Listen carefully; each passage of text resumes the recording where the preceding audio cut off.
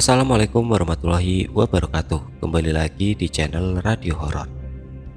Untuk kisah kali ini ada sebuah cerita yang ditulis oleh akun Twitter yang bernama @bristory. Dan untuk kisah yang akan saya bawakan kali ini yaitu kisah yang berjudul Hantu Mes Pelatihan.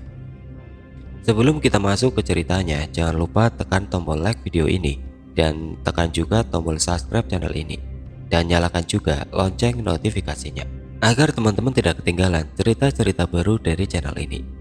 Dan bagi teman-teman yang ingin membaca langsung cerita ini, jangan lupa follow juga akun Twitter penulis yang nanti linknya akan saya sertakan di kolom deskripsi. Dan seperti apa untuk kisah kali ini? Langsung saja kita simak berikut ini.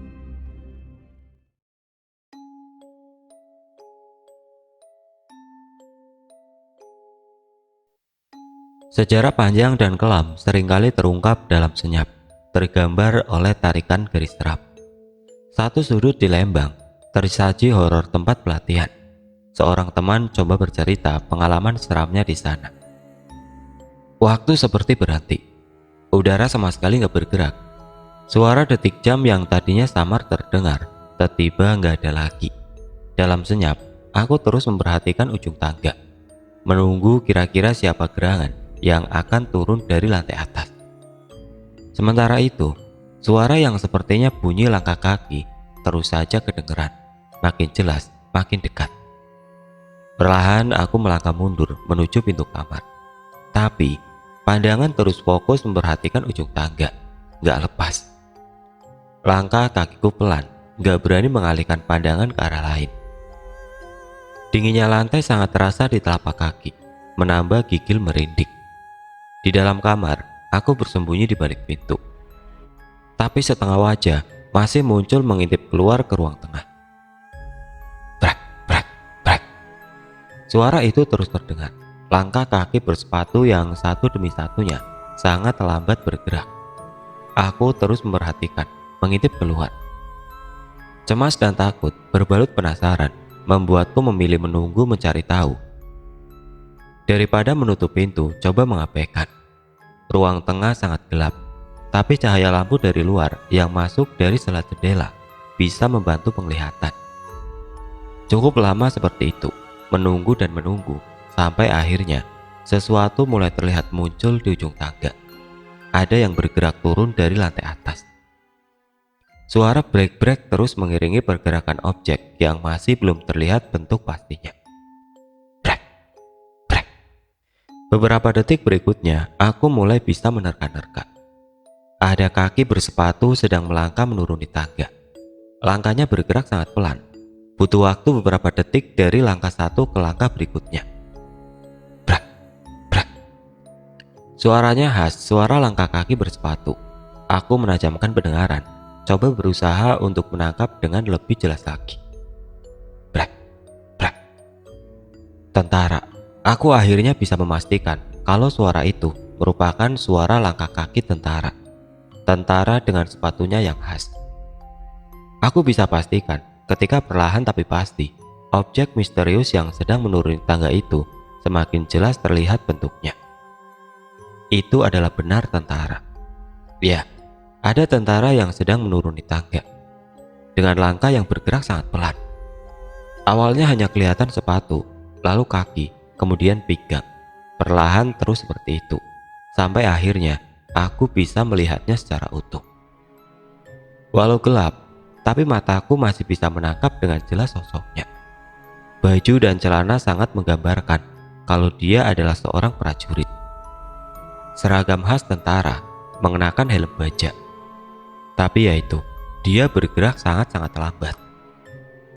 Tangga itu gak lurus langsung ke bawah. Jadi di bagian tengahnya, dia akan berbelok ke kiri. Pada bagian inilah nantinya sosok tentara ini akan menghadap langsung ke arahku. Begitulah, di tengah tangga, akhirnya tentara itu benar menghadap ke kiri, menghadap aku, kemudian melanjutkan melangkah turun. Aku gak bisa melihat jelas wajahnya, namun postur dan bentuk badannya sangat jelas. Tinggi, besar, tegap, tapi yaitu langkahnya bergerak sangat pelan, malah terlihat agak gontai. Ini tentara dari mana? Serem sekali aku melihatnya. Sampai akhirnya, sosok ini selesai juga menuruni tangga. Kakinya sudah menginjak lantai 1. Beberapa saat lamanya dia diam gak bergerak setelah langkahnya sudah berada di lantai dasar. Hanya diam berdiri tegap, menghadap aku yang masih terus mengintip dari balik pintu. Pada saat itulah, tiba-tiba aku merinding. Udara dingin semakin menusuk, jantung berdegup kencang.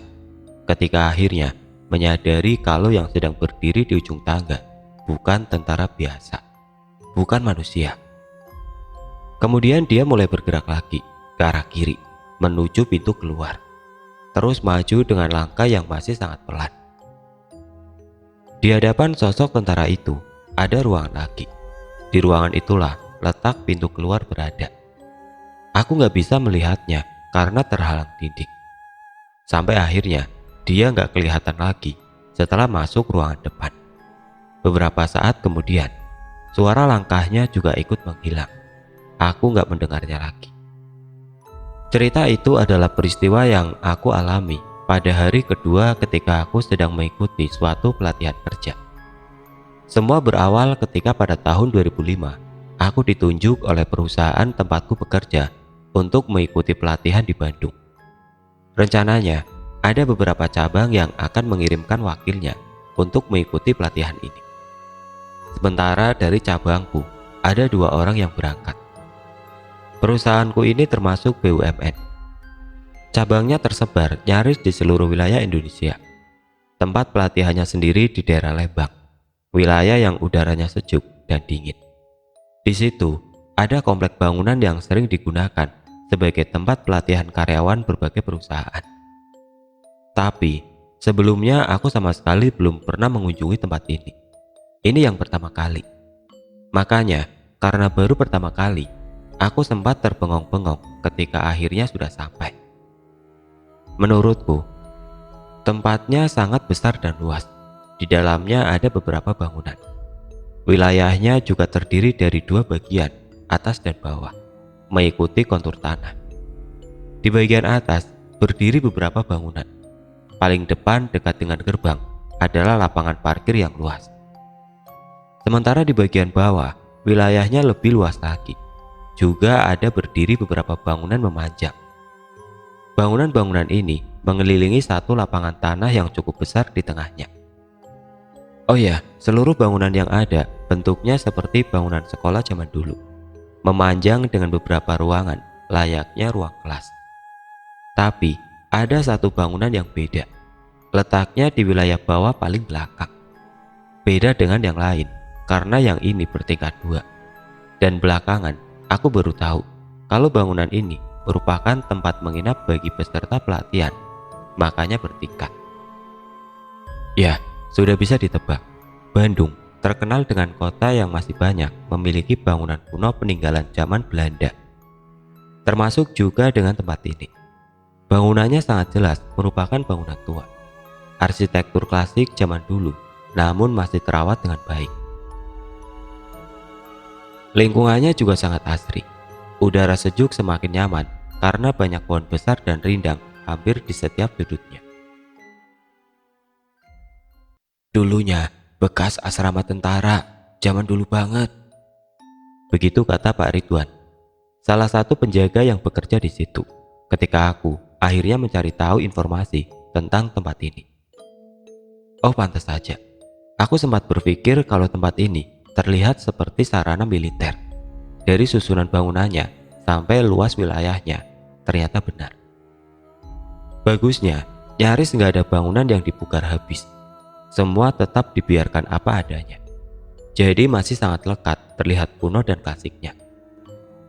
Nggak ada juga gedung bangunan baru, semuanya bangunan lama. Kesimpulanku, secara keseluruhan, tempat ini terlihat nyaman untuk menggelar acara pelatihan. Tempatnya luas dan banyak ruangan yang bisa digunakan sebagai ruang kelas penyampaian materi. Lokasinya jauh dari pusat kota, jadi peserta pelatihan dapat lebih fokus berkegiatan.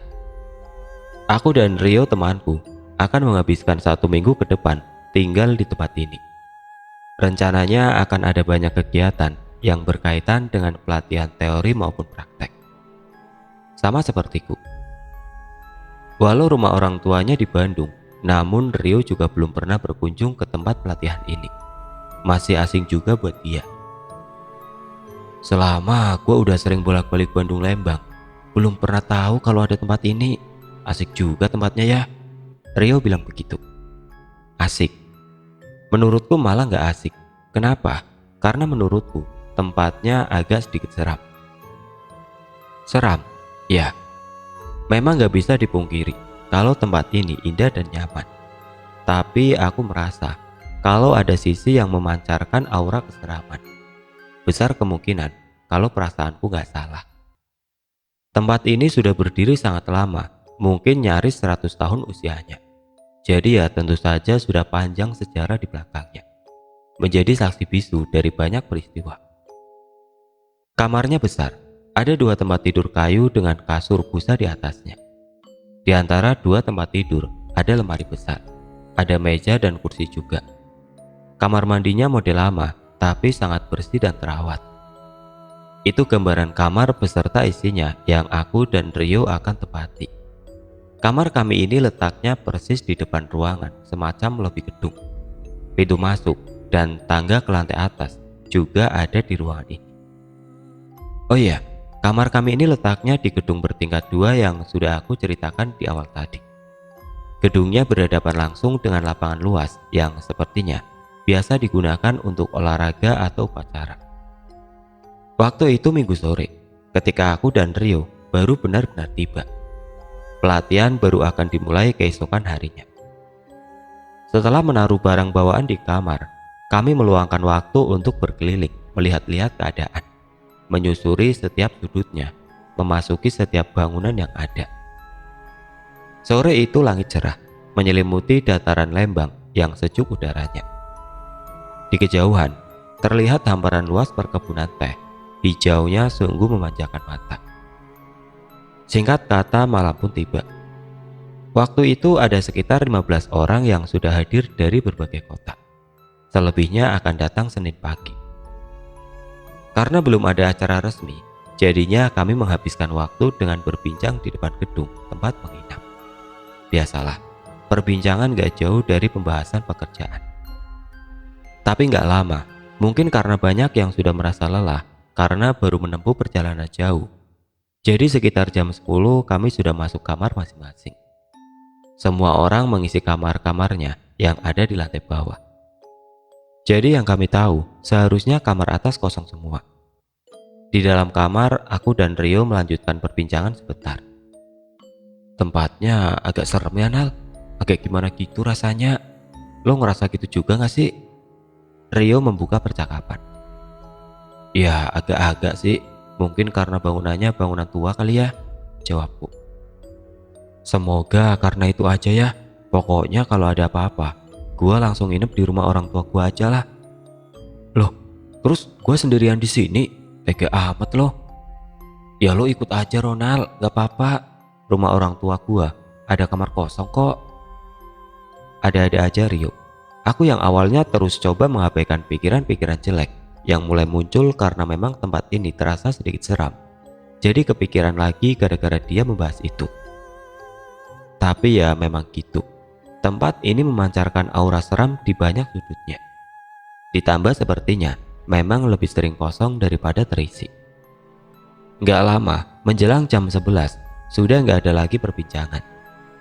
Kami saling diam menjelang terpejam menuju lelap. Bangun Hal. Terkesiap aku terbangun dari tidur. Tiba-tiba Rio sudah berada di dekatku. Sepertinya dia menggoyang-goyangkan tubuhku supaya aku bangun.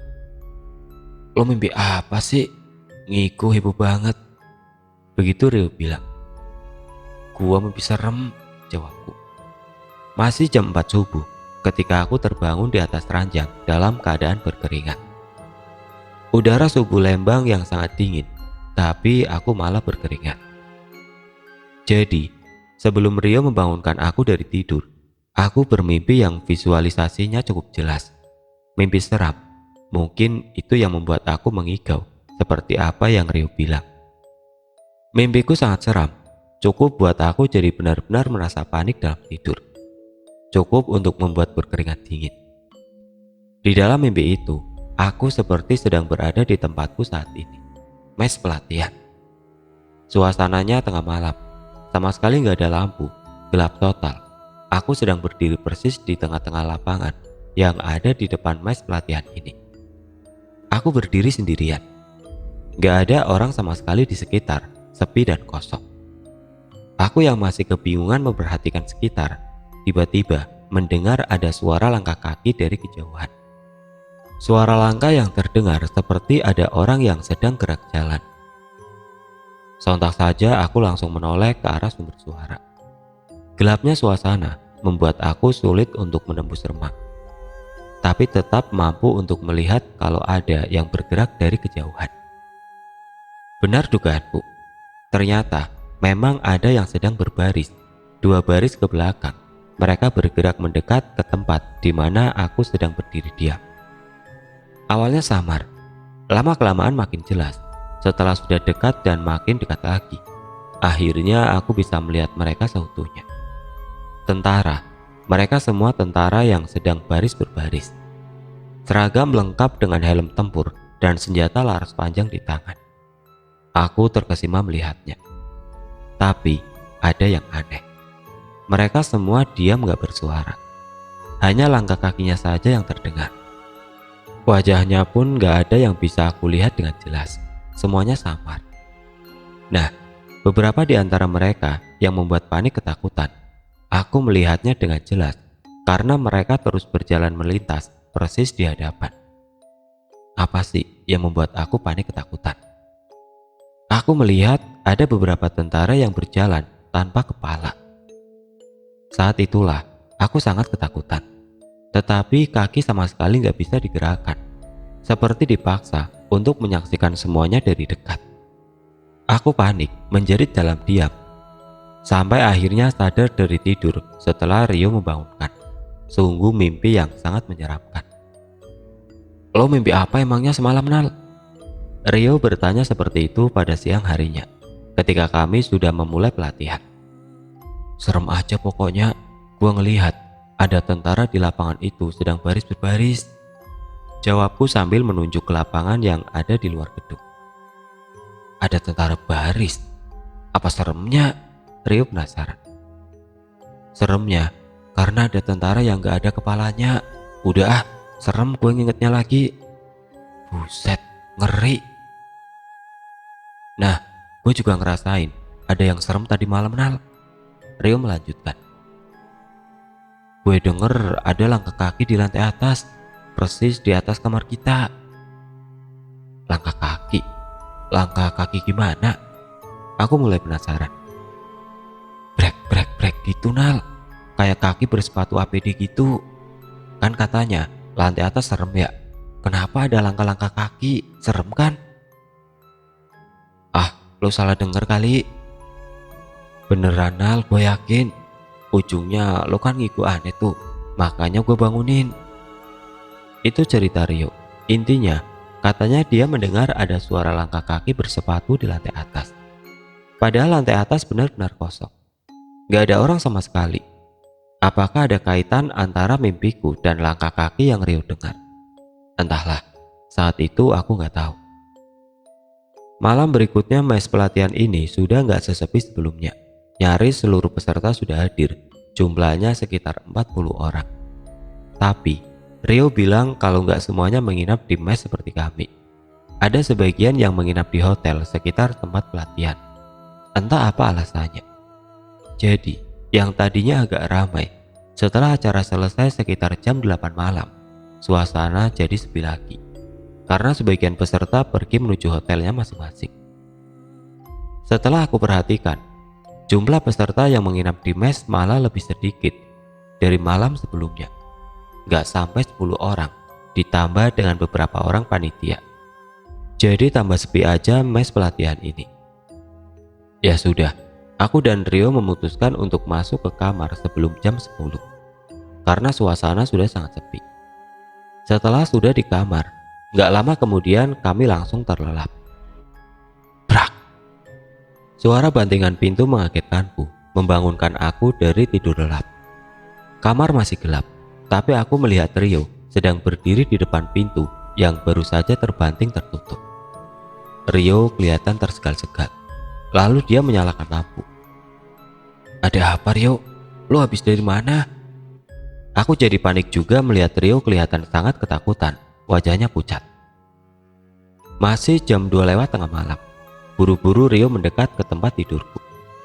"Nah, pokoknya besok kita jangan nginep di sini lagi. Di rumah orang tua gua aja." Rio bilang begitu dengan suara yang nyaris berbisik. "Emang ada apa sih?" tanyaku. "Besok aja ceritanya. Sekarang kita jangan tidur." Masih berbisik, Rio bilang begitu. Ada apa sih sebenarnya? Rio habis dari mana? Yang pasti, setelah itu sampai pagi, kami gak tidur lagi. Dan yang aneh, sesekali kami mendengar suara langkah kaki dari lantai atas. Langkah kaki yang sepertinya sedang berjalan bolak-balik dari ujung yang satu ke ujung yang lain. Aku dan Rio sama-sama mendengarnya jelas. Semalam itu, awalnya gue denger langkah kaki, jelas banget. Makin lama makin jelas, ganggu banget. Gue sampai susah buat merem. Makanya, akhirnya penasaran. Terus gue berniat untuk cari tahu, siapa sih yang lagi jalan-jalan di atas? Berisik banget soalnya. Rio mulai bercerita pada siang harinya ketika kami sudah mulai pelatihan. "Terus lo ke atas?" tanyaku. "Iya, bodohnya gitu. Gue beneran ke atas mau cari tahu." "Apa yang lo lihat di atas? Siapa yang lagi jalan?" Aku makin penasaran. "Gila, Nal. Setelah di atas, gue ngelihat setan serem banget. Ketakutan lah gue, panik, terus lari balik ke bawah ke kamar." "Emang apaan yang lo lihat?" Aku sangat penasaran. "Awalnya gak terlalu jelas, tapi di ujung lorong atas, gue ngeliat ada tentara sedang berdiri tegap." "Buset, serem amat. Tentara?" "Iya, tentara. Yang ngeri, tentara itu berdiri, gak ada kepalanya, Nal." Ya, malam itu Rio melihat sosok tentara tanpa kepala di lantai atas. Makanya Rio mengajak untuk bermalam di rumah orang tuanya. Tapi dengan berhati-hati aku menolak, karena tanggung, hanya tinggal semalam lagi. Hari Jumat esok adalah hari terakhir pelatihan. Dan juga rumah orang tua Rio agak jauh dari Lembang, jaraknya 1 jam lebih perjalanan. Makanya walau agak ragu, aku tetap menolak ajakan Rio dan membiarkan dia untuk pergi ke rumah orang tuanya. Ya sudah, akhirnya aku sendirian tinggal di mes pada malam terakhir. Mungkin hanya tersisa 5 orang peserta pelatihan yang bertahan pada malam terakhir, ditambah dengan beberapa orang panitia. Sedikit yang tersisa, tempat ini jadi terasa makin sepi. Aku tadinya coba untuk beristirahat santai dengan duduk berbincang dengan peserta lain yang tersisa di ruangan depan. Malah sudah merasakan kantuk yang teramat sangat ketika masih jam 9 malam. Ya sudah, karena sudah gak tahan, makanya aku pamit untuk masuk ke kamar untuk tidur. Setelah itu aku mendengar dari kamar kalau rekan lainnya masih terus melanjutkan perbincangan. Dan gak lama, beberapa saat kemudian, aku langsung terlelap. Mungkin karena kelelahan, karena kegiatan sepanjang hari, ditambah kurang tidur pada malam sebelumnya. Setelahnya, sekitar kira-kira beberapa jam lamanya aku tertidur, tapi kemudian terbangun entah kenapa. Masih jam 1 lewat tengah malam, ketika aku melirik ke jam tangan yang tergeletak di atas meja. Masih setengah sadar ketika aku merasakan udara dingin berhembus menyentuh tubuh. Dingin sekali, seperti ada angin datang bertiup dari luar kamar. Benar, aku merasakan ada hembusan angin bertiup. Masih berselimut menghadap dinding, aku belum menoleh ke pintu. Kenapa harus menoleh ke pintu? Karena akhirnya aku sadar kalau hembusan angin dingin ini gak akan terjadi kalau pintu dalam keadaan tertutup. Aku langsung terperajat ketika akhirnya sadar dan mengambil kesimpulan kalau pintu kamar sepertinya dalam keadaan terbuka. Refleks aku langsung menoleh ke pintu, dan dugaanku benar, ternyata pintu memang terbuka lebar. Karena itulah angin dingin dengan lancar bisa masuk ke dalam kamar. Aneh, kenapa pintu kamar tiba-tiba sudah terbuka? Aku merinding ketakutan. Tubuhku seperti mati rasa, gak bisa bergerak, lemas, keringat dingin mulai bercucuran. Kenapa begitu? Apa karena melihat pintu terbuka? Bukan, tapi ada yang lebih menyeramkan lagi. Aku ketakutan teramat sangat karena melihat ada sosok menyeramkan sedang berdiri tepat di depan pintu. Dia berdiri diam menghadap ke arah aku. Dalam remang gelap, aku melihatnya dengan jelas. Masih gak bisa bergerak ketika kemudian aku melihatnya tiba-tiba mulai melangkah masuk ke dalam kamar. Dia berjalan terus menuju tempat tidurku. Rangkaian doa perlahan mulai bisa aku lantunkan dalam hati ketika sosok tentara tanpa kepala ini akhirnya sudah berdiri tepat di samping tempat tidur. Sungguh momen yang sangat menyeramkan. Waktu serasa berhenti berputar, kaku di dalam ketakutan yang mencekam. Beberapa puluh detik terus seperti itu, sampai akhirnya doa-doaku didengar olehnya. Perlahan tubuhku bisa digerakkan. Tanpa memandang sosok seram itu, aku turun dari tempat tidur dari sisi berlawanan. Kemudian lari keluar kamar. Tujuanku adalah pos security di gerbang depan. Sungguh momen yang sangat mengerikan. Keesokan harinya aku berkumpul lagi dengan teman-teman pelatihan. Di hari terakhir itu, kami sempatkan untuk berbincang santai sebelum pulang ke kota masing-masing. Pada perbincangan itulah terungkap alasan kenapa banyak peserta yang memilih untuk tidur di hotel daripada di mes. Sama seperti aku dan Rio. Ternyata mereka juga merasakan teror hantu tentara yang menyeramkan itu. Hampir semua orang mengalaminya.